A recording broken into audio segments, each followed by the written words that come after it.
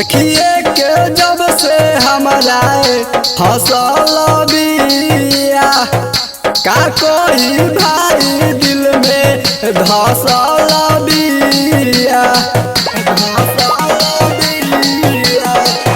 देखिए के जब से हमारा हौसल बिया का कोई भाई दिल में धसल बिया। अखिया से निंदिया दिलवा के मेरा चैन उड़ैले रे हई बगल बाली छौरी हमके पागल बनैले रे हई बगल बाली छौरी हमके पागल बनैले रे हई बगल बाली छौरी हई बगल बाली छौरी हमके पागल बनैले रे हई बगल बाली छौरी बगल बाली छौरी।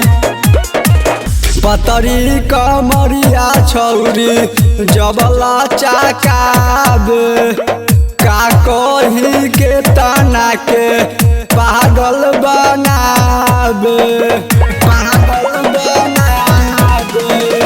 पतरी कमरिया छौरी जबला चाकाब का कही के तना के पागल बनाब। होश उड़ाबे दिलवा के धड़कन बढ़ावे रे हई बगल बाली छौरी हमके पागल बनैले रे हई बगल बाली छौरी हमके पागल बनैले रे हई बगल बाली छौरी हई बगल बाली छौरी हमके पागल बनैले रे हई बगल बाली छौरी